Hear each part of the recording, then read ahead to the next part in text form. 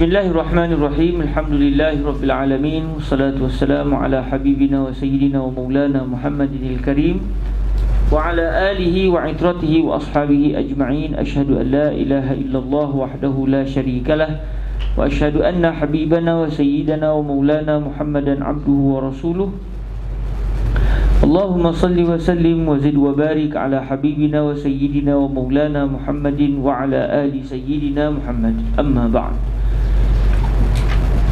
فنشكر الله عز وجل الذي رزقنا هذا اللقاء بعد الانقطاع الطويل، حيث إن الفقير ترك مصر ورجع وعاد إلى مصر، والحمد لله، بعد أن وجد أن الوجبة الواحدة هناك ب20 ليرة، وال20 ليرة تساوي 80 جنيها. الأكل الواحد يا ساتر، والحمد لله على كل حال. Rezeki ke Allah, kita bertemu lagi pada malam ini. Dan hari ini kita akan masuk kepada satu perbahasan, iaitu wal ilmu daruri. Betul kan? Okay. Kalau kita ingat balik, kenapa boleh sampai kepada perbahasan tentang al-ilmu, kesemuanya adalah berpunca daripada kalimah usul dan juga al-fiqh. Apa dia usul? Apa dia fiqh? Kemudian bila sebut tentang fiqh, wal fiqhu ma'rifatul ahkami syar'iyyati allati tariquha lijtihad. Dan disebut al-ahkamil fiqhiyah. Atau apa pula al-ahkamul fiqhiyah? Ada 7 kata Imam Al-Haramain. Bincanglah apa dia wajib, mandu, apa semua selesai. Akhirnya Imam Al-Haramain cuba nak biar kita ingat sungguh-sungguh, faham sungguh-sungguh. Lalu beliau pun menyatakan bahawa ilmu itu lebih umum, lebih luas daripada al-fiqh.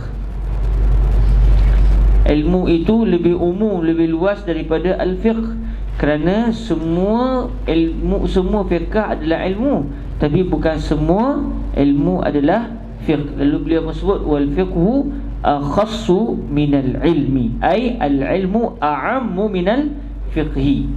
Jadi dapat bila kita banding-bandingkan di atas satu benda dengan satu benda yang lain, kita dapat bezakan di antara dua perkara tersebut, baru kita akan nampak dengan lebih jelas.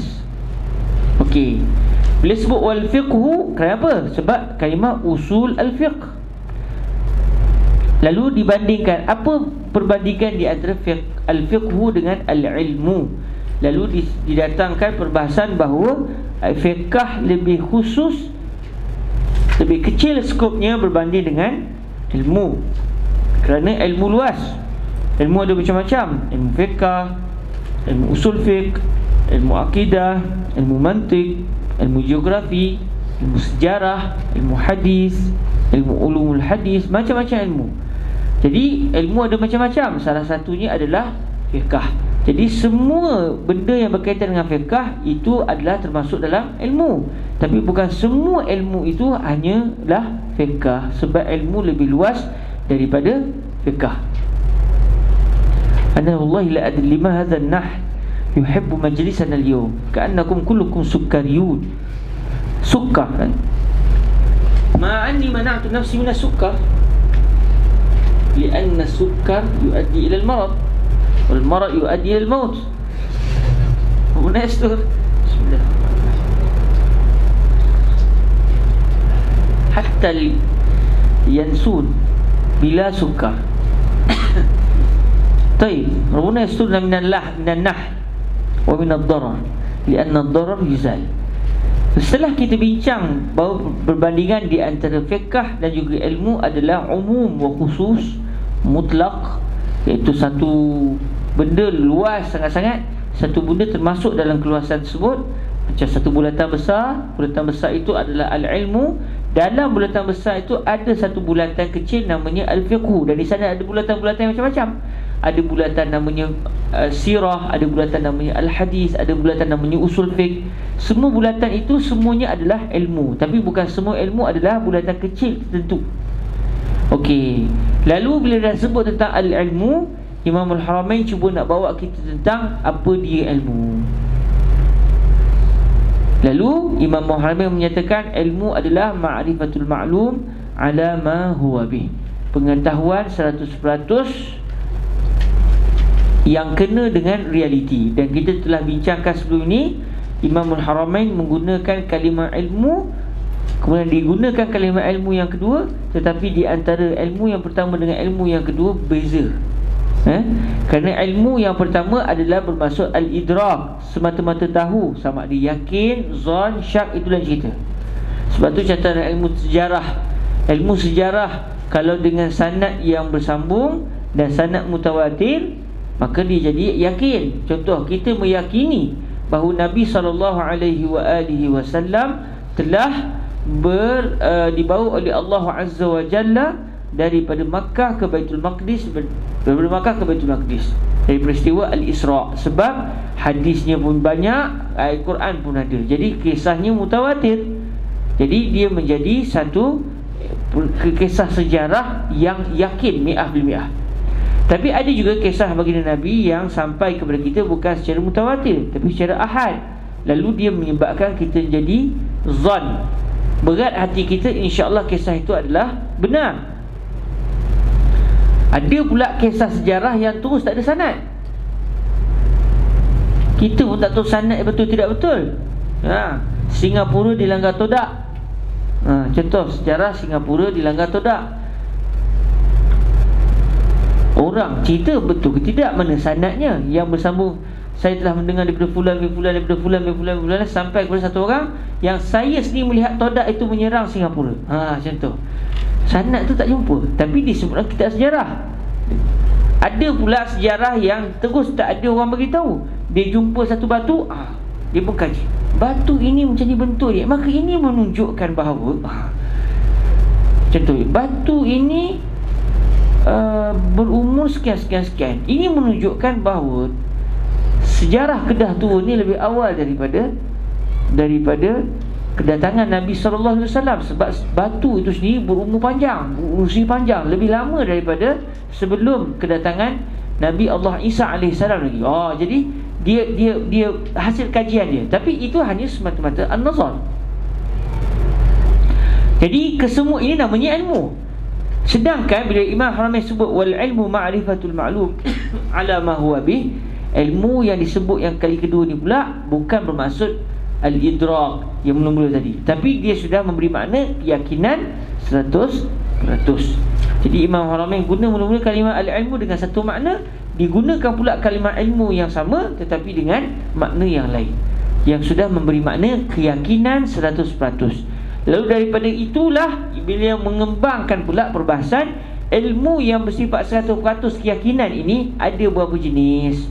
Lalu timbullah perbahasan tentang al-ilmu daruriyu dan juga al-ilmu al-muktasab. Kita pun akan bincanglah panjang tentang ilmu daruri ni apa dia, ilmu muktasab dia. Lepas tu bincanglah apa dia nazar, apa dia istidlal, sebab dalam takrif ada wal ilmu daruriyu ma lam yaqa'an nazar wa istidlal, digunakan dua kalimah. Akhirnya beliau pun datangkan apa makna an-nazar, apa makna al-istidlal. Setelah selesai bincang tentang ilmu dengan bahagian dia yang dua tadi, Imam Haramain cuba nak bawa lagi kepada kita, bandingkan lagi ilmu ni apa lagi lawan dia, apa lagi benda yang dia bertembung dengan ilmu. Al-jahlu, dan dah dibincangkan tentang al-jahlu sebelum ni. Belum bincang lagi. Setelah dibincangkan sebelum ni kan, ilmu dan juga al-jahlu, alhamdulillah. Lalu dibincangkan pula pada hari ni, insya-Allah sekiranya umur kita panjang, moga panjang belaka semua sebab tak makan sukar. Dibincangkan juga tentang apa dia al-dhann. Sebab al-dhann dia keyakinan yang dia tidak namakan keyakinan, tapi berat hati dia mengatakan benda ni adalah sekian. Begian. Dhann. Bila sebenarnya dia bawah sikit pada al-yakin. Sebab yakin memang 100% yakin. Contoh, siapa di antara kita yang tidak pasti kita sekarang ni berada di dalam ruak jawi? Ada tak dia kata saya, kita ni sebenarnya betul-betul ke? Betul kita duduk je tengok ke sebenarnya kita ni berada di rumah negeri macam tu kan? Tengok ke kita sebenarnya bukan di Kahirah, kita sebenarnya berada di Kuala Lumpur, ke kita berada di Aceh? Ada tak siapa yang dia, hati dia kata begitu? Ke kita ni di Kelantan macam tu kan? Di rumah negeri Kelantan macam tu. atau di rumah negeri Pahang, atau kita bukan di rumah. Habis di mana? Tak tahu. Ada tak? Ada kita? Tak. Semua kita yakin sekarang ni kita betul-betul berada dalam satu zarf, dalam satu lokasi yang namanya Ruwaq Al-Jawi. Buktinya ni kan, tulis lagi kan, dan ada lagi live kan, contoh. Itu yakin, tak ada siapa pun. Saya insya-Allah berat hati saya betul-betul kita berada di Ruwaq Jawi. Benda ni boleh berlaku kalau orang tu first time datang. First time datang. Dan dulu kami pernah buat satu daurah tentang umrah. Tahun lepas kita buat umrah ke Makkah Al-Mukarramah lah kan. Dan dalam masa yang sama kita menziarahi baginda Nabi alaihi salatu wassalam. Allahumma rzuqna ziyaratul Habib alaihi salatu wassalam fi hadzal am wa kull am.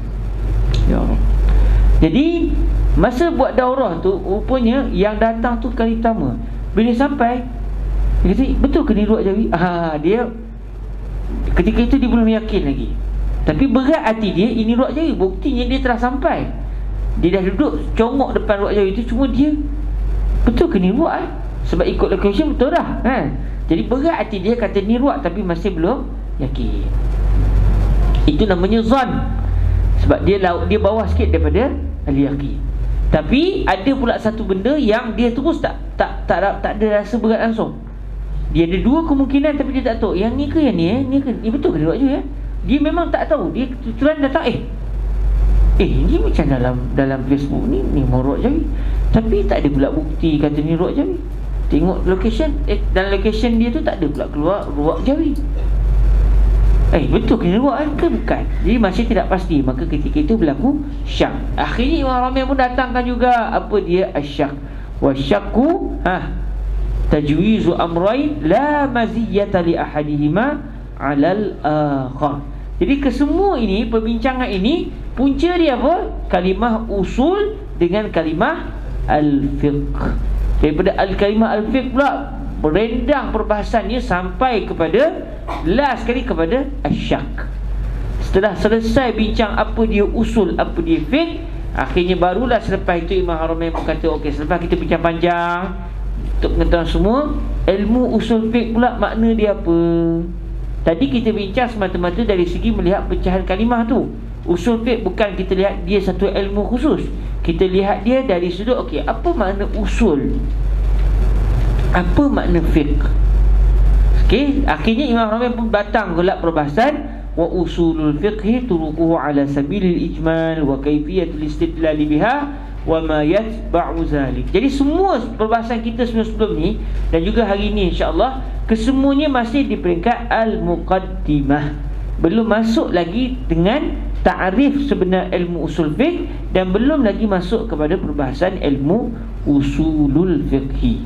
Cuma subhanallah, perbahasannya rendang untuk memberitahu kepada kita segala benda yang berkaitan jangan ditinggalkan. Mungkin setengah orang kata, kita kan nak belajar ilmu usul fiqh, tak payahlah bincang apa di khusus segi bahasa, itu buka kamus dah. Apa dia fiqh itu dalam kitab, dalam perbahasan ilmu akidah, dalam perbahasan ilmu fiqh lah. Kita nak tahu terus usul fiqh, boleh juga. Sebab kita nak belajar ilmu usul fiqh, bukan nak belajar ilmu fiqh, bukan nak belajar ilmu bahasa. Tetapi para ulama kita dahulu, mereka ada sikap asal semua benda berkait kita bincang belaka. Sebab mereka adalah orang yang dididik untuk menguasai semua ilmu, bukan hanya ilmu tertentu. Sebab tu bahaya kalau kita belajar sikit-sikit, belajar ini tapi tak ni. Akhirnya awak tak khusus apa? Tanya soalan, ini soalan tentang ilmu fiqh. Saya minta maaf, saya tidak menguasai ilmu fiqh. Habis apa penguasaan kamu? Saya penguasaan saya usul fiqh. Dia pun orang pun nak tanya usul fiqh. Tapi untuk pengetahuan, pengkhususan saya hanya dalam perbahasan nasikh mansukh. Nak tanya segala ilmu usul fiqh saya tak tahu. Satu je saya tahu, nasikh mansukh. Orang pun nak tanya pasal mansukh, dia kata minta maaf tu pun nak sebut. Saya hanya tahu pengkhususan saya tentang nasikh. Mansukh saya tak tahu. Ada ya, Jadi dia jadi ilmu dia tidak lengkap. Sebab tu kalau kita lihat para ulama dulu tak, mereka akan belajar semua ilmu. Dan inilah yang sedang kita usahakan. Moga-moga kalau kita tak dapat jadi macam ulama dulu pun, sekurang-kurang kita dapat jugalah menyentuh ilmu-ilmu lain, walaupun kita tidaklah menguasai semua ilmu, tak macam mereka dahulu. Tapi mana tahu akan datang generasi anak-anak kita, mereka lebih baik daripada kita, sebab mereka telah pun mendapat pendedahan awal. Sebab tu mereka di tanah air lagi. Kita ni mungkin sampai sini, wow, baru tahu. Saya pula lagi dahsyat, umur dah tua baru nak tahu. Adik-adik masih lagi muda remaja, dah dapat tahu, alhamdulillah. Kita harapnya nanti, satu hari nanti, di saat orang Malaysia tu ataupun orang Indonesia semua sampai ke Mesir, dia dah tahu semua benda ni, dia nak terus ilmu yang tinggi-tinggi saja. Ketika itu akan lebih tinggilah darjat keilmuan bagi masyarakat kita, insya-Allah. Okey, itu pun mukadimah jugalah. Sekarang kita masuk kepada perbahasan kita.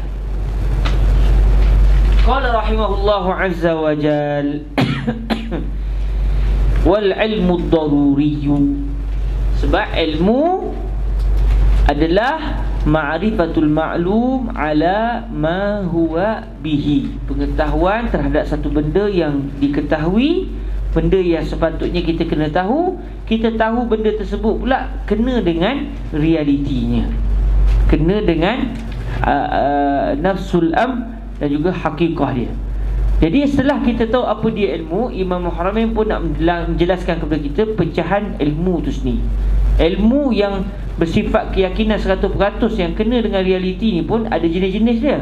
Jenis yang pertama dinamakan al-ilmu ad-daruri. Qala rahimahullahu azza wa jalla wal ilmu ad-daruriyyu ma lam yaqa' an nazarin wastidlal. Ilmu yang bersifat ad-daruri ni apa dia?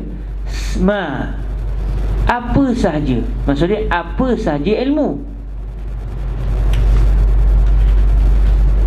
Wal ilmu ad-daruriyyu ma, maksudnya syai'un. Cuma syai' di sini bukan semua benda.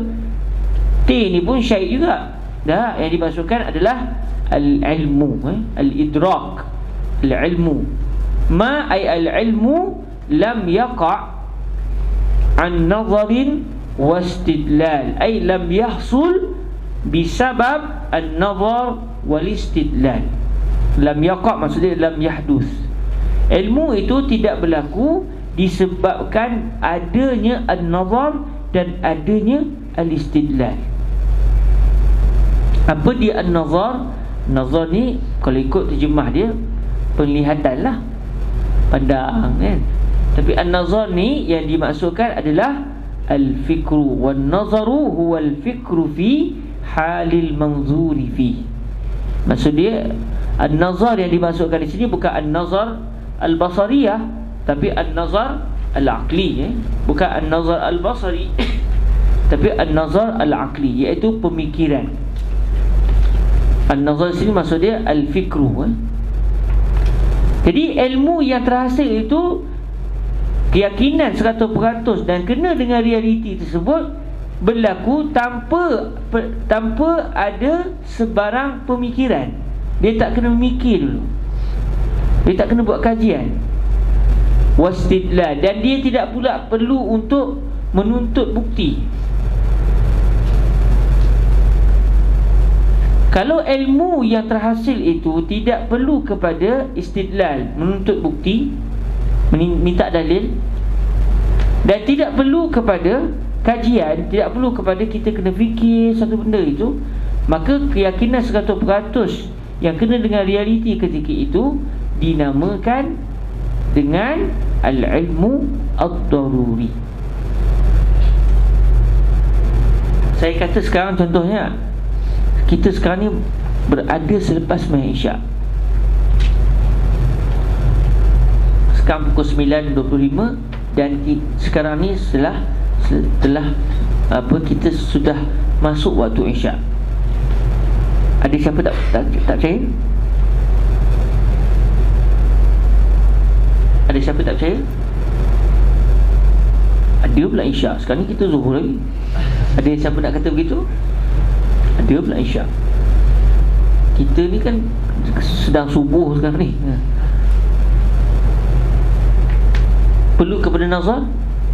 Bila kita dengar ucapan tu sekejap saya nak fikir dulu. Betul kita ni sembahyang Isyak ke kita lepas zuhur? Ni tengok dah, ni perlu kepada fikiran? Tak perlu. perlu kepada istidlal. Kalau orang kata kita sekarang ni berada di selepas isyak, azan dah dengar dah tadi, dia selesai sembahyang maghrib dah. Lain kalau dia baru bangun tidur, orang kata kita dah isyak, astagfirullahaladzim, betul kita dah isyak berapa jam? Itu lain cerita.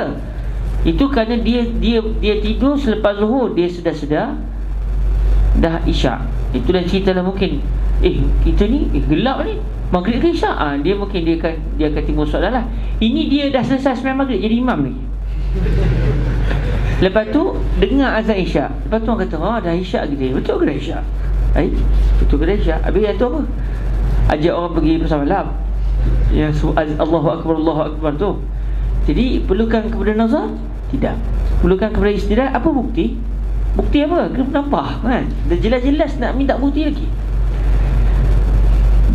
Maka sebarang pengetahuan yang seperti itu, yang tidak perlukan bukti, tidak perlu kepada kajian, tidak perlu kepada pemikiran, pengetahuan tersebut dinamakan al-ilmu ad-daruri.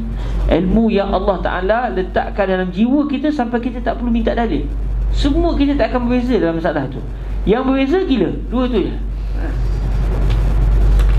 Contoh ni, dahsyatnya makan tokmiyah bil-bir. Makan tokmiyah bil-bir. Ni apa? Ni tokmiyah bil-bir. Tokmiyah bil-bir. Cuma tokmiyah dia bergerak pula. Satu tokmiyah tu tak bergerak. Ini boleh goyang. Ya betul. Ini bukan tokmiyah bil-bir, Syekh.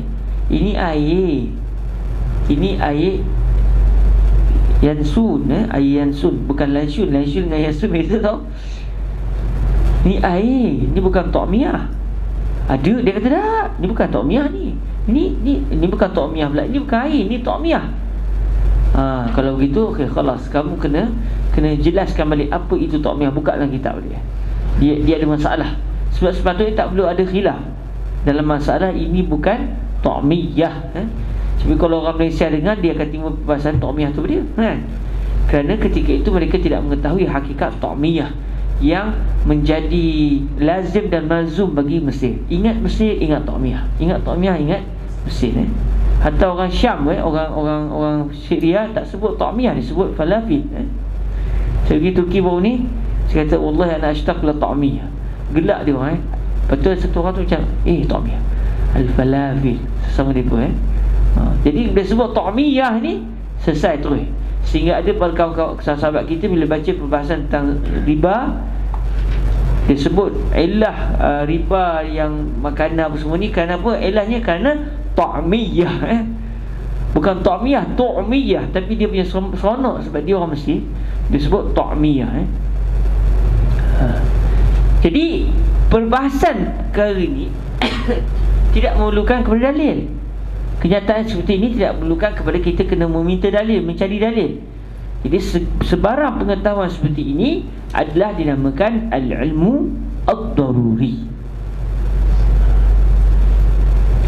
1 campur 1 berapa? Ada khilaf ke? Ada perlu sekejap. 1 campur 1. 1 berapa Kalau gitu ala lembabnya, kesian betul sedih lah dia kena kaji apa bukti 1 campur 1 2 jam 1 kalau gitu kesianlah, dia ada masalah kelembapan. Okey, tapi secara biasanya semua orang yang normal 1 campur 1 2. Tapi kalau 1000 kali dengan 50 tolak 5, yang tu lambat sikit kita. Nanti tu ambil kalkulator, nak kena cari cempuan ke apa semua kan. Sebab dia memerlukan kepada tafakkur. Jadi ketika itu jawapan akhir tu betul, tapi dia memerlukan kepada tafakkur. Tapi kalau 1 campur 1, berapa tak accept berapa nak kira 1 campur 1. Betul, 1 campur 1 pun nak minta accept kan. Jadi benda yang tidak memerlukan kepada tafakkur, tidak memerlukan kepada istidlal, dinamakan al-ilmu ad-daruri. Okey, apa contohnya?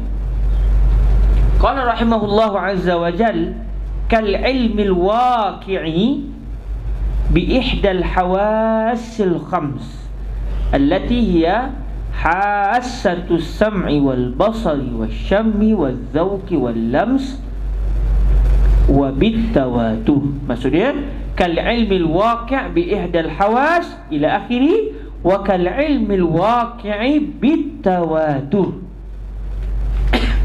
Di sini datangkan dua contoh bagi al-ilmu daruri. Ilmu daruri yang terhasil dengan sebab salah satu daripada 5 panca indera, ataupun ilmu daruri yang terhasil dengan sebab at-tawatur. Jadi wabit tawatur itu dia adalah ma'tuf kepada bi ihdal hawas, al-ilmil waqi' bi ihdal hawas. Kemudian yang kedua al-ilmil waqi' bi at-tawatur. Clear semua tu nak? Semua okey? Okey, yang pertama kal ilmil waqi'. Sebagaimana contohnya kata Imam Al-Haramain Al-Juwaini, ilmu iaitu pengetahuan 100% yang kena dengan realiti. Al-waqi' maksudnya al-hasil, an-natij, yang terhasil, yang berlaku. Bi ihdal hawas. Ba di sini ba apa? Ba ada macam-macam makna. Bismillahirrahmanirrahim. Ada orang kata ba di sini ba al-isti'anah. Ada kata ba al-musahabah. Tapi ba di sini, bi ni adalah ba sababiyah, dengan sebab. Kita pun kalau terjemah kita akan sebut ilmu yang terhasil disebabkan, dengan sebab. Walaupun biasanya orang Melayu kita bila terjemah bi tu, ba tu dengan lah. Dengan apa? Dengan maksud apa? Dengan bantuan, dengan sebab. Di sini adalah dengan sebab. Ilmu itu terhasil disebabkan apa? Disebabkan salah satu daripada 5 panca indera. Bunyi pun bunyi Sanskrit betul panca indera. Dengan salah satu daripada al-hawas al-khams, 5 panca indera, iaitu hiya hasatus sam'i, iaitu panca indera pendengaran. Bukan telinga. Telinga bukan panca indera. Deria tu sendiri, dia punya apa? Al-hasah itu, kekuatan yang dengan sebab kekuatan tu kita dapat mendengar. Al-hasah deria lah kalau ikut terjemah Melayu kita, deria. Bukan telinga. Telinga alat dia. Melalui telinga, dengan sebab telinga okey, clear semua, ada kegendang semua, maka berlakulah satu realiti yang namanya hasah, iaitu deria. Bunyi sampai ke telinga, sampai ke otak, akhirnya dia dapat keluarkan satu natijah. Hasatu sam'i, deria pendengaran. Wal basar, deria penglihatan. Wasyam, deria bauan. Syam, bau lah. Bukan sedut Syam iaitu deria bau. Wadzauq, deria rasa dengan lidah, bukan sentuhan. Sebab bila sebut rasa ni kadang-kadang rasa kita menyentuh, berasa juga. Yang dimasukkan az-zauq iaitu bil-ta', dengan lidah. Wal lams, iaitu deria al-lams, sentuhan tangan atau sentuhan kaki. 5 panca indera ini, 5 deria ini akan menghasilkan natijah. Natijah yang terhasil daripada 5 panca indera yang sehat. Kalau tak sehat, tak kata apalah. Ini cerita deria yang sehat. 5 panca indera yang sehat ini akan menatijahkan satu maklumat, satu pengetahuan yang dia adalah kena dengan realiti dan tak perlu kepada pemikiran. Kita masa belajar sains tu pun kita kata, oh betul, ni mata, deria itu akan pergi ke otak. Otak akan proses. Lepas tu dia pergi ke mana, satu jang lu ke apa, terlupa saya pun dia akan maklumkan semua ke otak. Otak maklumkan pula kepada kita bahawa yang sebenarnya yang dilihat, dia sebenarnya terbalik. Lepas tu dibetulkan pula. Oh, kita nak belajar tu kata ni betul kalau dia berlaku macam ni Sebab itu kajian sains lah. Tapi subhanallah, Allah Ta'ala rezekikan kita maklumat tu tanpa perlu kita fikir. Tengok ni sekejap kenapa ni, nombor berapa tu, contoh dia apa, tangkif tu nombor 24. Dia pandang tu, berapa nanti bau dalam perjalanan. Maklumat mata ni dia tak sampai ke otak. Sekarang otak dah mula proses, nanti keputusan tak keluar lagi. Oi, lambat betul. Tak, dia tidak perlukan kepada sebarang kajian. Dia nampak terus faham. Subhanallah, Allah Ta'ala merizkikan kita satu nikmat begitu sekali. Dan benda ni akan kita akan sedari kalau kita lihat orang yang dia ada masalah pada diri. Dia pandang tu benda dia lambat, pandang apa ni air lambat, kesian sebab dia ada something, dia ada masalah. Jadi semua maklumat yang terhasil dengan sebab dia dengar satu orang kata kepada dia, salli ala Rasulillah alaihi salatu wassalam, terus dia pun Allahumma salli ala Sayyidina Muhammadin wa ala ali Sayyidina Muhammad wa ala ashabi Sayyidina Muhammad. Kenapa dia boleh respon tu? Sebab bila sebut salli, dia faham terus itu arahan. Bila dia pandang macam kita sekarang kita di mana tak ada orang berkhilaf dah di kalangan kita yang kita berada di dalam ruang jawi. Bau la qadarullah, satu orang tiba-tiba sakit perut, dia pun melepaskan segala apa yang ada pada dia, tapi orang tak tahu. Orang pandang siapa dah punya hal tak ada orang kata ya Allah wanginya Semua orang tahu apa yang berlaku dan tak perlu berkajian. Betul ke bau ni? Sebenarnya ni bau kasturi, tapi saya yang berbuat. Tak ada. Az-zauq, makan apa? Makan benda pedas. Ya Allah manisnya. Manis, pedas kan? Terus tahu manis, masin, semuanya dia tahu di lidah dia. Sebab ada diri pada lidah dia tu. Lams, pegang satu benda yang panas terus dia angkat. Sebab apa? Sebab dia tahu benda tu panas. Tak ada pegang, betul ke ni panas ke sejuk? Dia tak ada khilaf dah tu sebab dia punya maklumat yang terhasil adalah secara ad-daruri. Baik, itu adalah benda yang senang kita fahami. Yang keduanya adalah wabit tawatur. Pengetahuan yang terhasil bukan secara al-hawas, tetapi dengan sebab perkhabaran daripada ramai orang. Sehingga ramainya orang tu menyebabkan kita dengan cerita tu, kita dah tak mampu dah untuk mengingkari benda tu tak berlaku. Ramai yang cerita benda yang sama, menyebabkan sampai kita tak mampu nak mengingkari bahawa benda itu sebenarnya adalah berlaku. Betul Siapa di kalangan kita pernah pergi ke Turki? Saya pernah pergi. Jadi bila saya pergi ke Turki itu, saya tidak perlu kepada at-tawatur. Laqad ra'aitu Turki wa akaltu aklaha wa ghaliha. Al-wajbah bi 20 ala al-aqal wa hunaka wajbah bi 40. Akalna wa nahnu nafrah wa nahzan ma'an. Nafrah li'annahu jamil wa nahzan li'annahu kathir kan? Kathir. Jadi saya ketika pergi ke Turki dan saya melihat suasana Turki itu, dia tidak dinamakan sebagai ilmu ad-daruri dengan sebab at-tawatur, tapi kerana saya sendiri pernah pergi ke situ. Dan orang ramai ni siapa yang pernah pergi lagi? Okey, tak pernah kan? Okey, bila tak pernah pergi, percaya tak ada Turki? Ke tak ada? Sebenarnya ni semua penipuan. Ada pula, dia sebenarnya bukan pergi Turki, dia sebenarnya pergi ke China. Dia tipu. Mana ada negara nama Turki? Yang namanya ada orang tu bukan itu presiden ni, presiden Thailand. Okey, dia tak pernah pergi. Tapi bila orang bagi tahu ada negara Turki, ada tak orang yang engkar? Tak. Semua orang kata memang ada negara Turki. Orang pergi tak pernah. Habis tahu mana? Mana bukti? Bukti apa? Ni semua orang beritahu ada negara Turki.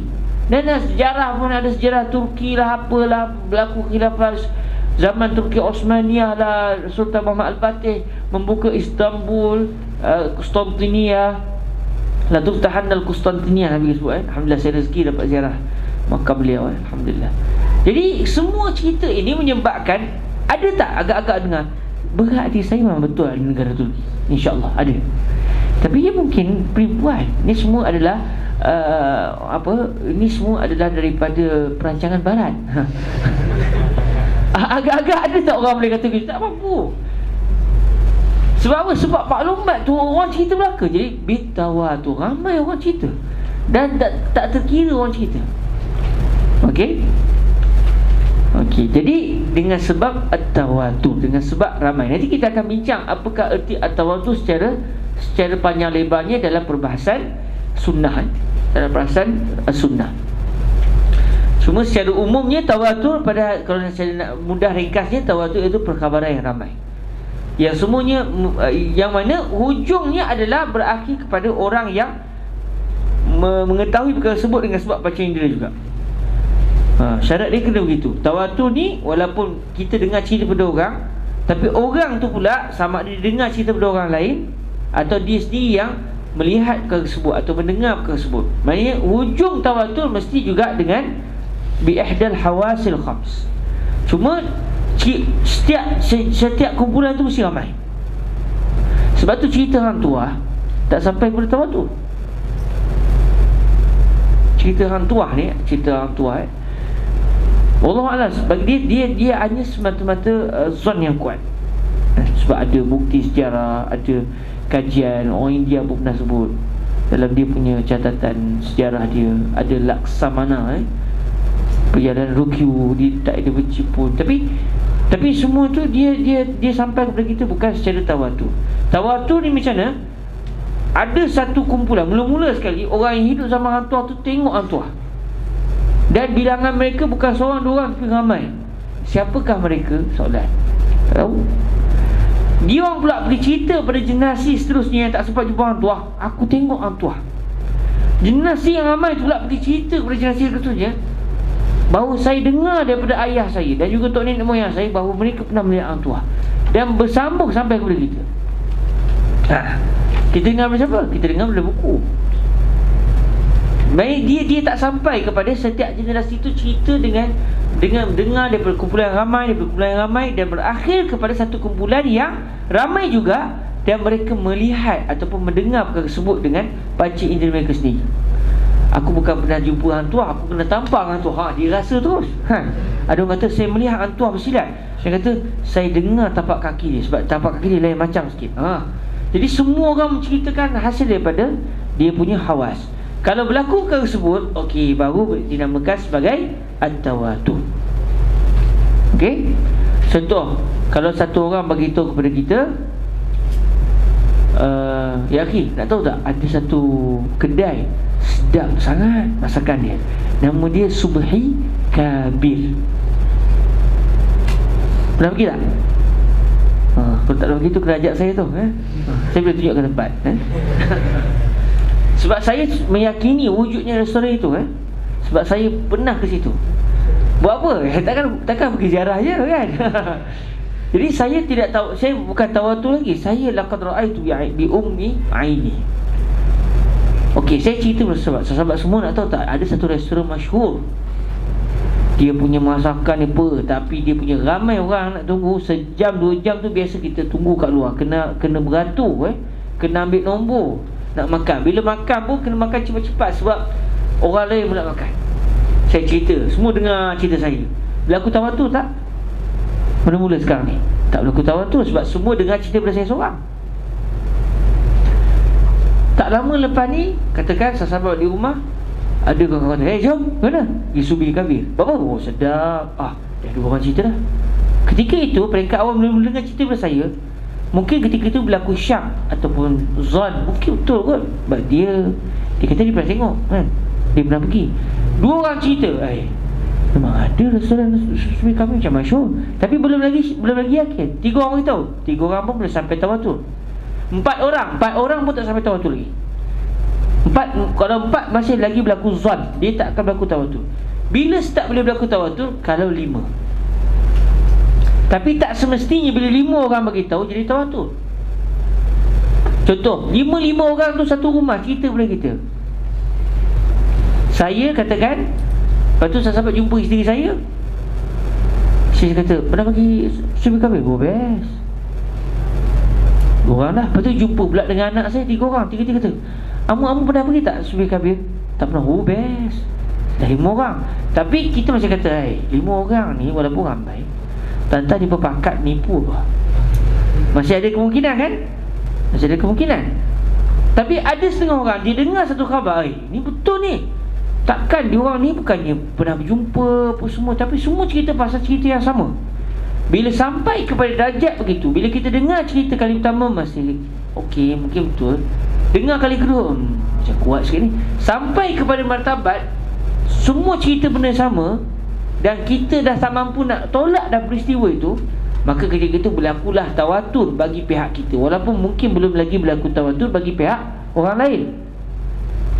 Sebab tu yang rajahnya tawatur tidak ada bilangan paling sikit berapa. Dia tak ada paling sikit ada 5. Tapi mesti ke kalau 5 orang bagi tahu kena jadi tawatur? Tak mesti. Ada 20 orang, 20 orang cerita benda yang sama, tapi 20 orang ni pergi mana-mana pun dia orang sama-sama je. Hai, kita kata dia orang ni tak pakat apa saja nak kena ke orang, masih kita tak berlaku tawatur lagi. Tapi kalau 20 orang yang tak pernah bertemu cerita pada kita, agak-agak kita kata insya-Allah ada ni. 20 orang cerita tak yakin lagi. Ada masalah keyakinan tu kan. Kalau 20 orang cerita pada kita, dan 20 orang ni pula tak pernah bersama, dan orang ni bukan dia ni dalam satu grup WhatsApp penipuan, tak ada pun gitu. Kalau semua dia ni memang tak pernah berjumpa macam tu. Jadi semua benda ni menyebabkan kita boleh sampai 20 orang cerita, ni yakin dah. Jadi ketika itu berlaku tawatur. Okey. Jadi tawatur ni syarat dia mesti bilangan yang ramai. Kalau sampai ke tahap tawatur, walaupun mungkin orang boleh kata, okey, apa bukti? Kita kata tak perlu bukti dah, saya sudah berlaku tawatur pada diri saya. Maklumat ini sudah menjadi tawatur bagi diri saya, maka saya tak perlukan lagi bukti, ya. Tidak perlu pada kajian lagi. Nak buat kajian boleh lah, betul ke ada, dia cek sendiri, okey, lain cerita lah. Tapi kalau dia tak nak cek pun tidak perlu lagi, kerana sudah sampai ke tahap al-yaqin, al-daruri lagi. Sebab semua kita bila sampai satu berita yang ramai orang cerita, kita dah tak mampu nak tolak dah kebenaran tersebut. Okey. Tapi syarat tawatur hendaklah setiap generasi itu ramai dan berakhir kepada kumpulan yang ramai yang melihat ataupun mendengar peristiwa itu berlaku, ataupun merasai, atau kalau benda tu benda berasa dengan lidah, dengar. Yang penting dia mesti berakhir kepada kumpulan yang mengetahui tersebut secara panca indera. Okey. Kalau ramai, berakhir kepada ramai satu kumpulan, benda ni berlaku, awak tengok tak? Habis pernah dengar tak? Habis hasil kajian saya merasakan benda ni memang berlaku. Ramai cerita benda yang sama, tapi semuanya hasil kajian. Dan dia pun dengan dia punya teori je. Ketika itu tidak berlaku juga tawatur, walaupun ramai yang sepakat benda tu. Contoh jadi tak berlaku juga tawatur. Sebab apa? Sebab dia mesti berakhir dengan kumpulan yang hujungnya adalah berhasil ilmu itu secara al-hawas al-khams, bi ihdal hawas al-khams. Okey, itu namanya at-tawatur. Ini contoh je lah. Ilmu daruri ada macam-macam. Ilmu daruri ada macam-macam. Ada ilmu yang bersifat akli. Contohnya 1+1 apa? 1+1 2, betul tak? Nanti saya nak kaji.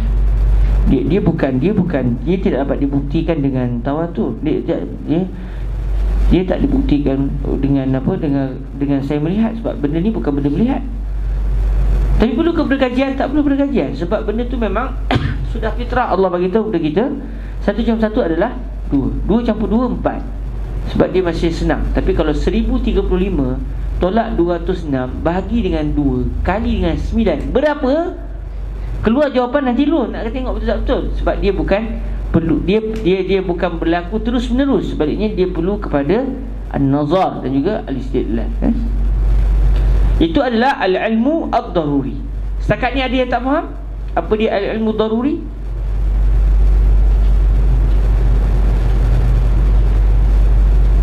Semua rasanya clear sebab benda ni jelas benda ni kita merasainya.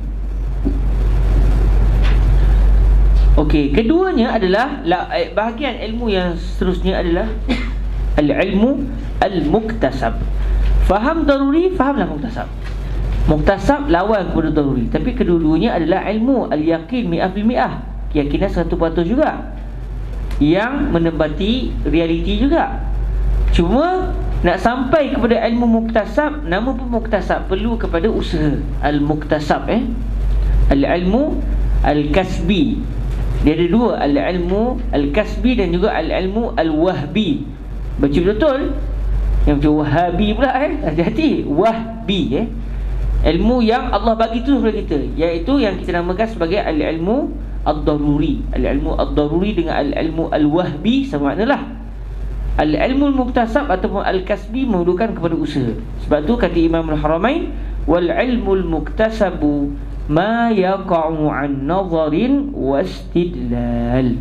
Ilmu yang namanya al-ilmu al-muktasab adalah ma, iaitu ilmun yaqa'u an nazarin wastidlal, ay yantuj min nazar wastidlal, yahsul bisabab an-nazar wal istidlal. Jadi lawan kepada ilmu ad-daruri adalah al-ilmu al-muktasab. Tapi kedua-duanya sama dari sudut adalah kesemuanya adalah keyakinan 100% dan menepati realiti.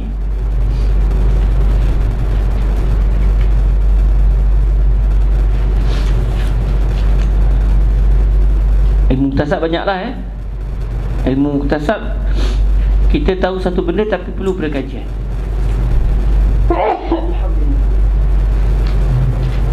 Alhamdulillah, yuslih balakum.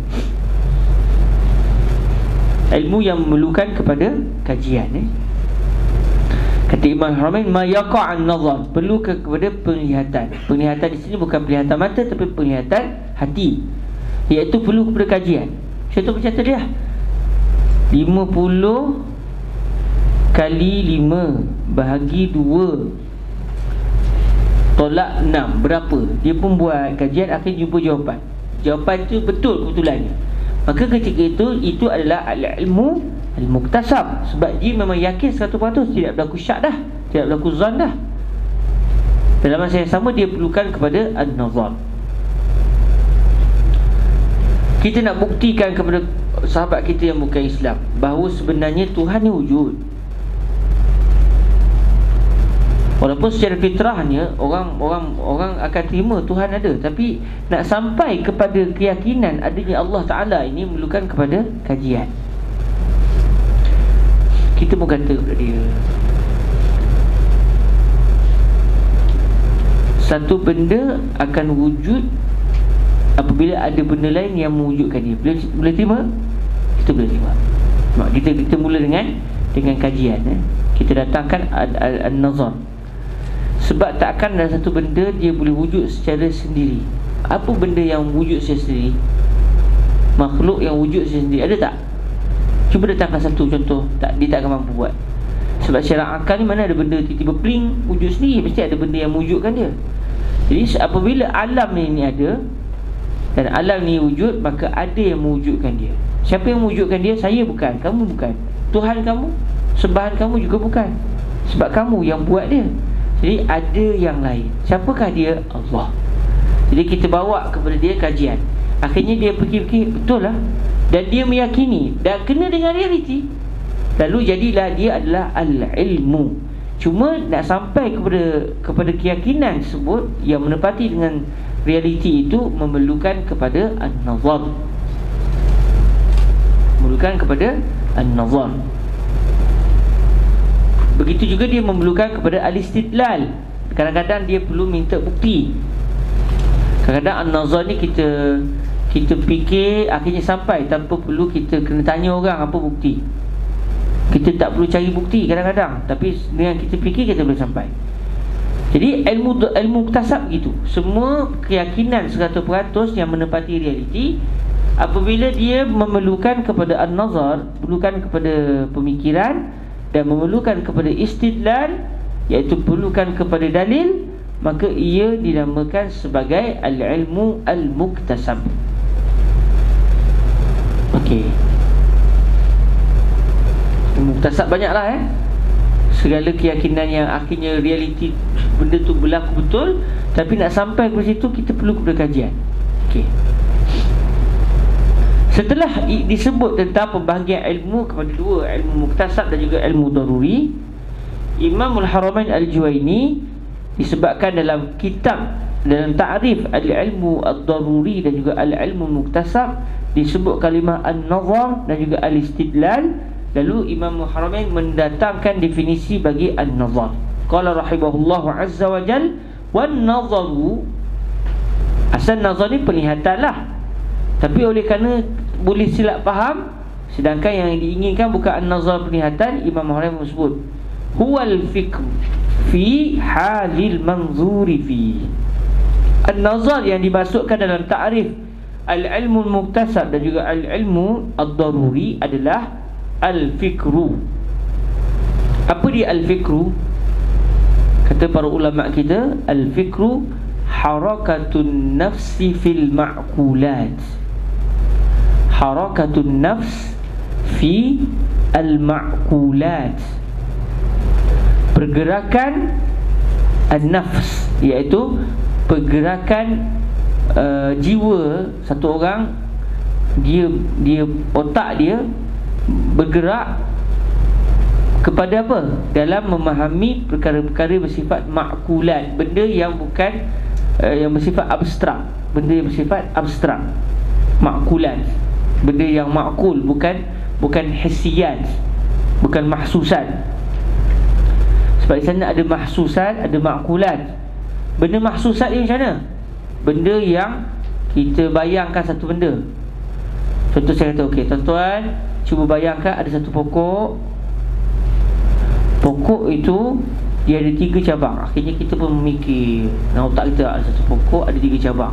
Cabang pertama keluar buah pisang. Semua kita terfikir dah sekarang. Cabang pertama keluar buah pisang. Cabang yang kedua keluar buah limau. Wow, dahsyat pokok ni ya. Cabang yang ketiga keluar buah rambutan. Kita pun terbayang, satu pokok ada 3 cabang, bergerak juga, harakatun nafsu juga. Otak kita ligat juga memikir. Semua, saya rasa semua telah memikirkan benda tu dalam otak kita sekarang. Ada satu pokok, ada 3 cabang. Cabang pertama buah rambutan, cabang yang kedua buah oren, cabang ketiga buah apa ni? Pisang Tapi itu adalah mahsusat, benda yang bersifat mahsus, benda yang kita bayangkan benda tu kalau wujud macam itu bentuk dia. Tapi ma'kulat, benda yang tidak begitu, benda yang tidak bersifat mahsusat. Contoh saya kata, okey sahabat, bayangkan 1 campur 1 tolak 0 kali 50 bahagi 2 berapa? Kita terfikir ke ada benda bentuk macam tu tak? Kita mula mikir 1 campur 1 2. Okey, 2 kali 5 10. Kita mikir tak? Otak kita ligat juga, tapi pada benda yang bukan bersifat objek. Maka ketika itu harakatun nafsi fil ma'kulat itu dinamakan sebagai al-fikru. Kalau harakatun nafsi fi al-mahsusat itu dinamakan at-takhayyul, tak dinamakan al-fikru.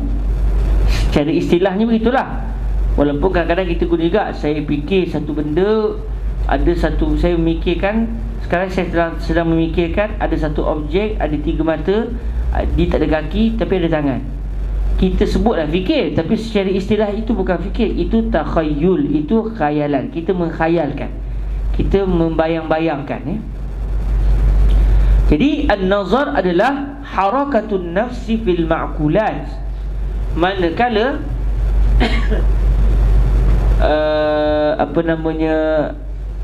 at-takhayyul harakatun nafsi fil mahsusat.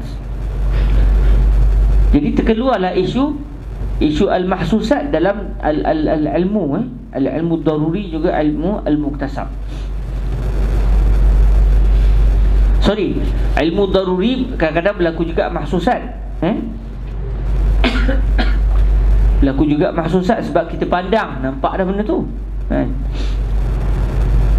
Tapi kalau al-muktasab, ilmu yang bersifat al-muktasab, dia adalah bukan dengan sebab dengan sebab kita melihat objek, kita membayangkan objek, bukan. Dia adalah terhasil setelah otak kita ligat memikirkan satu benda yang bersifat ma'kul.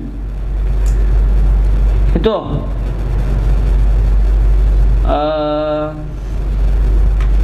alam ini kita pun pandang, alam wujud. Bila alam wujud, mesti ada benda yang mewujudkan. Akhirnya kita fikir, okey, alam dia wujud, maka mesti ada, kita bincang, mesti ada benda yang mewujudkan. Dia main kepada perbahasan akal. Bila benda itu mewujudkan, mustahil benda yang mewujudkan itu ada benda lain yang mewujudkan dia. Sebab kalau begitu, sampai bila akan berakhir? Kalau begitu sampai sudah tak ada Tuhan. Sedangkan benda yang wujud mesti ada benda yang mewujudkan. Maksudnya mesti yang terakhir sekali dia wujud, dia mewujudkan, tapi tidak ada yang mewujudkan dia. Kita pun mikir benda tu dengan guna akal kita. Kita bukan membayangkan bentuk. Bayang bentuk ia takhayul. Kita memikirkan dia punya kaitan dengan satu benda dengan satu benda. Maka itu dinamakan harakatun nafsi fil ma'kulat. Okey. Itu namanya an-nazar. An-nazar huwa al-fikru fi halil manzuri fi. Bila pemikiran kita itu sedang bergerak, sedang berada pada benda yang sedang difikirkan tersebut, maka itu dinamakan an-nazar. An-nazar huwa al-fikru, wal-fikru harakatun nafsi fil ma'kulat. Kalau otak kita sedang ligat memikirkan benda itu, maka ketika itu dinamakan sebagai an-nazar. Halil manzuri fi, ay asy-syai' allazi uqila fi, allazi nuri an nabhas anhu. Itu adalah an-nazar. Dah ceritanya bahasa Melayu pemikiran lah, kita memikirkan satu benda. Wal istidlal. Apa pula al-istidlal? Sebab dalam ta'rif sebut wal ilmu daruriyyu ma lam yaqa'an nazarin wastidlal, ay la yaqa'an nazar wa la yaqa' aidan an istidlal. Wal ilmu muktasab ma yaqa'u an nazar wastidlal. Jadi boleh sebut an-nazar wastidlal. Apa pula al-istidlal? Okey, al-alam dah tersebut ni. Wal wastidlal dalam ta'rif, wal ilmul muktasabu ma yaqa'u an nazarin wastidlal. Wow di situ bukan bermaksud kena ada dua-dua baru dinamakan itu adalah ilmu. Tapi wastidlal di sini maknanya au al-istidlal, au istidlal. Jadi wow di sini bermaksud au. Sebab ilmu muktasab tak disyaratkan kena berlaku nazar dan kena juga berlaku istidlal. Tapi cukup kalau berlaku salah satu. Kalau berlaku dua-dua tak ada masalah lah. Jadi wastidlal di sini maknanya au istidlal. Dalam bahasa Arab kadang-kadang waw dengan maksud au, atau. Qala rahimahullahu azza wa jalla wal istidlal talabud dalil. Istidlal ni apa dia pula? Istidlal sebab ada alif sin ta tu, dia ada makna at-talab. Istighfar talabul ghufran. Istihsan talabul ihsan. Jadi kalau al-istidlal talabu ad-dalil. Jadi kata Imam Al-Haramain wal istidlal talabud dalil, iaitu benda yang memerlukan kepada dalil, permintaan untuk terhasilnya dalil. Kita mikir satu benda, apa bukti kalau alam ini diciptakan oleh satu zat yang namanya Tuhan, apa bukti alam mesti kena ada pencipta? Kenapa tak boleh alam tu wujud secara tiba-tiba? Apa bukti alam mesti? Akhirnya kita pun mula mencari dalil.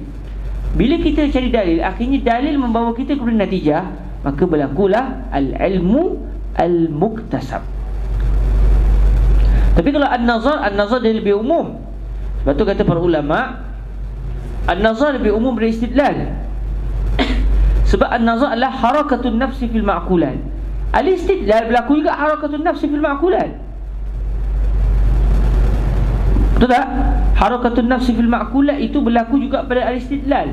Tapi di antara istidlal dengan an-nazar, kata para ulama, hubungannya adalah umum wa khusus mutlak. Semua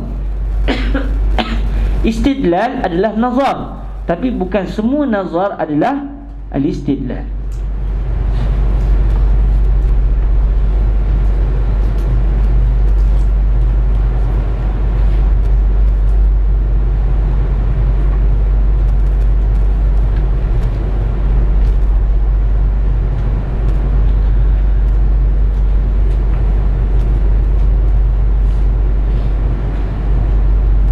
Wal istidlal talabud dalil. Al istidlal adalah menuntut kepada dalil, harakatun nafsi.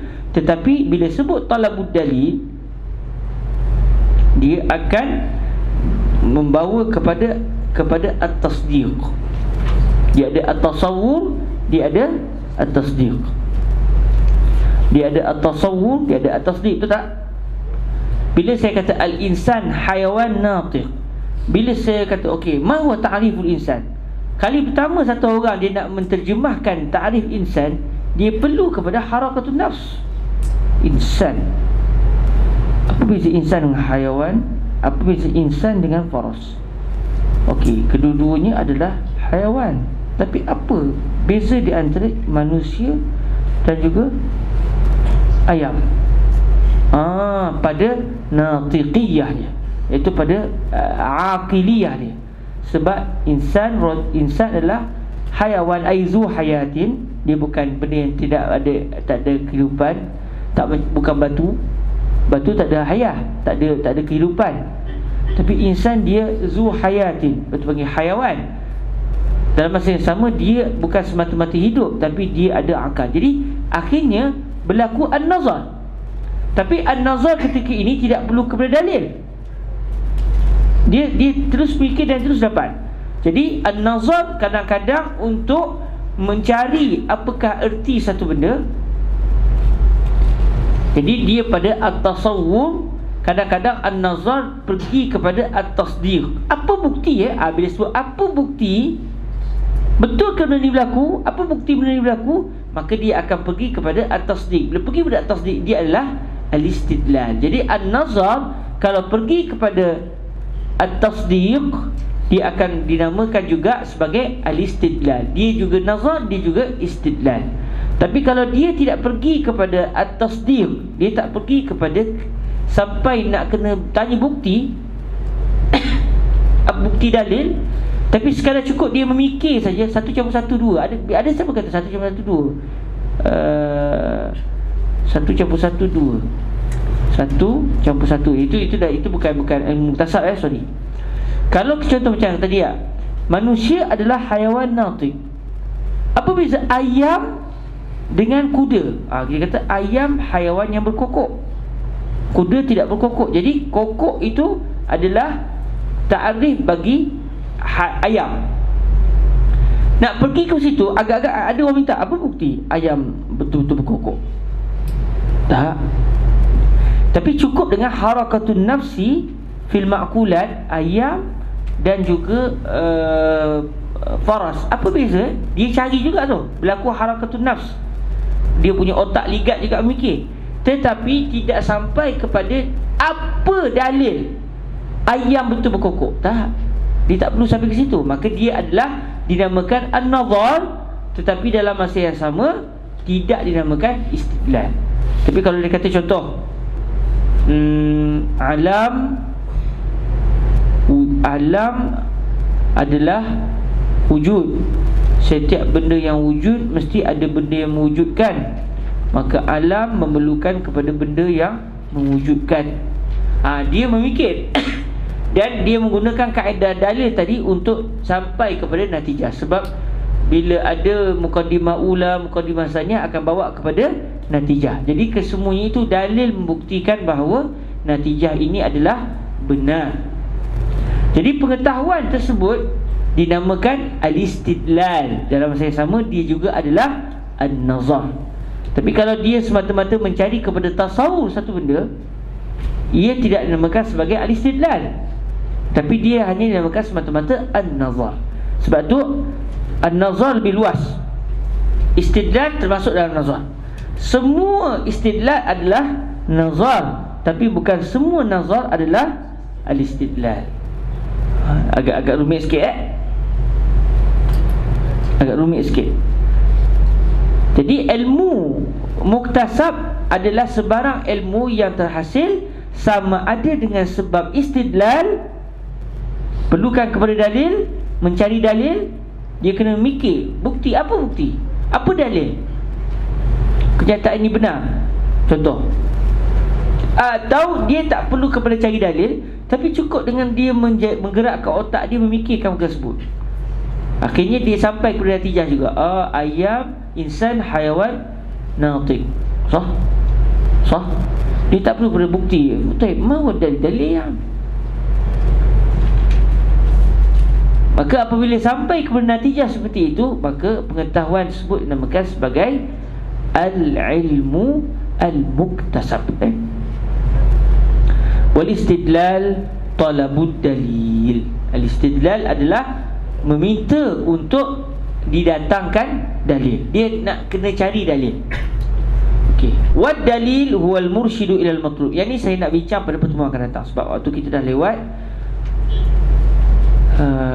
Dan kita bila masuk tentang an-nazar juga istidlal ni, dia berkait sikit dengan ilmu mantik ya. Dia berkait sikit dengan ilmu mantik. Tapi mudahnya istidlal peranannya untuk sampai kepada tasdiq. Dan ilmu mantik dia ada tasawur, dia ada tasdiq. Kalau sampai kepada tasdiq, tujuannya untuk sampai kepada tasdiq, benar atau tidak perkara tersebut, maka itu dinamakan sebagai istidlal.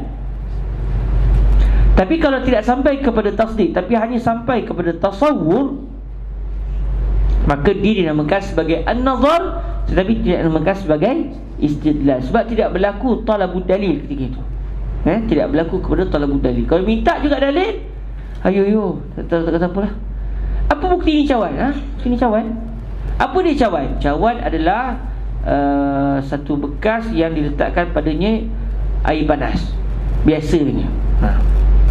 Okey. Apa bukti? Betul cawan itu adalah bekas yang diletakkan air. Ayo, susahlah kita cakap tu.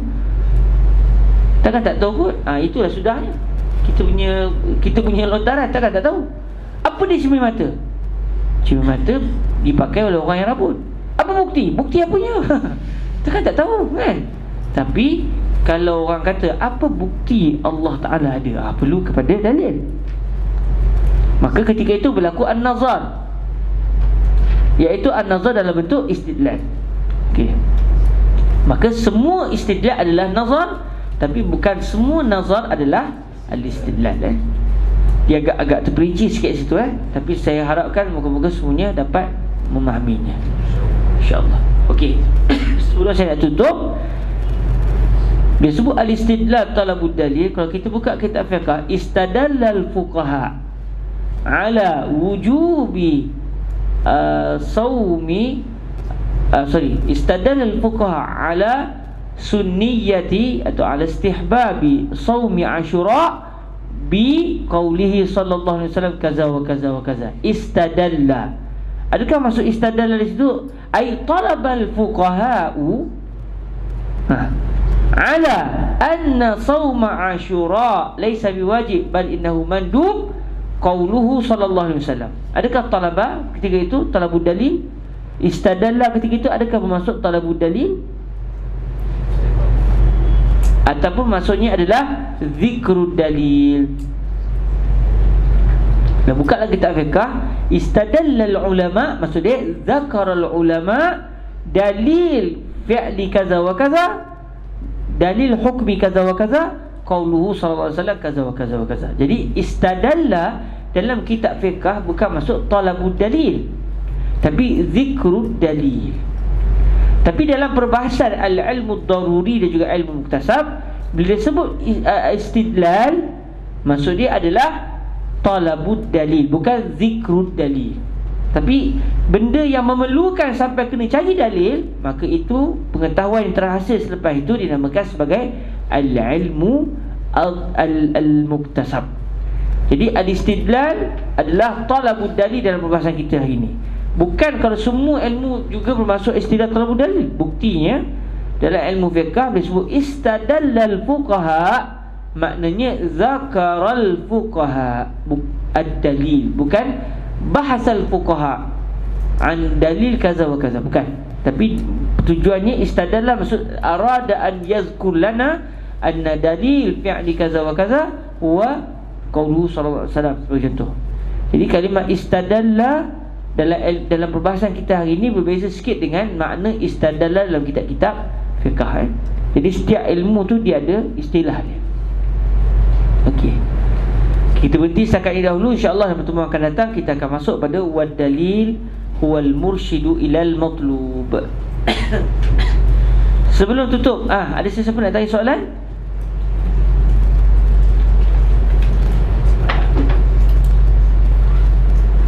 Ya satir. Rubuna studkum macam ni. Lepas ni kena dibuang lah. Siapa yang dia ada kemampuan untuk membuang lebah? Lebah kalau masuk ruang jaya apa maknanya? Mani. Maksud dia nak buat sarang tu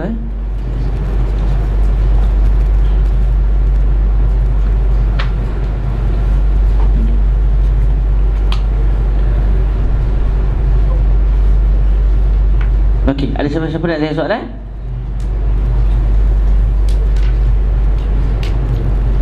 Semua clear? Ke memang perbahasan ini senang sangat? Clear semua? Ustaz Syed ada tanya soalan? Okay. Tak ada. Kalau tak ada, kita tangguhkan majlis kita insyaAllah dengan bersalawat ke atas junjungan mulia alaihi salatu wassalam pada hari Ahad depan kita akan bertemu dan kita akan sambung sikit dengan wad dalilu huwal mursyidu ilal matlub sampai kepada wasyak dan juga azan. Syak dengan azan senang je. Cuma dia agak sedikit mencabar pada ta'rif az-zann, an-nazar juga al-istidlal. Kalau siapa yang nak tahu lebih lanjut, dia boleh buka dalam kitab Qurratul Ain. Imam Al-Hattab jelaskan tentang beza di antara an-nazar dengan al-istidlal dalam kitab Qurratul Ain, sangat baik. Dan saya pun ambil daripada beliau. Dan insyaAllah kalau ada rezeki khatam kitab ni, nanti kita akan baca kitab Qurratul Ain. Cuma mungkin Qurratul Ain baca dah tempoh 2 tahun. Di perbahasan ni lebih luas Dan saya tak reti nak urai secara laju-laju. Boleh laju-laju khatam cepat, tapi semua tengah-tengah. Alhamdulillah khatam kitab. Awak boleh ajar nanti dulu kan. Sebab semua tak faham nanti kalau baca laju-laju. Elok baca slow-slow, sebab kita tak periksa. Jadi tak ada siapa pun datang dengan keadaan tertekan, sebab dia tak ada imtihan insyaAllah tapi kalau nak buat imtihan boleh, saya tanyalah. Kalau start saya tanya, insyaAllah bilangan ini akan berbeza akan berbeza kepada lebih ramai. Dan itu adalah mukhalafatul waqi'. Okey, sekarang itu dahulu. Moga diberkati Allah. Kita tangguhkan dengan berselawat ke atas junjungan mulia Nabi Muhammad sallallahu alaihi wa alihi wa sahbihi wa baraka wa sallam. Allahumma salli afdala salatin ala makhluqatika sayyidina Muhammad wa ala alihi wa sahbihi wa sallim adada ma'lumatika wa midada kalimatika kullama ذاكرون وغفل عن ذكره الغافلون اللهم صل أفضل صلاة على أسعد مخلوقاتك سيدنا محمد وعلى آله وصحبه وسلم عدد معلوماتك ومداد كلماتك كلما ذكرك الذاكرون وغفل عن ذكره الغافلون اللهم صل أفضل الصلاة على أسعد مخلوقاتك سيدنا محمد وعلى آله وصحبه وسلم عدد معلوماتك ومداد كلماتك كلما ذكرك الذاكرون وغفل عن ذكره الغافلون.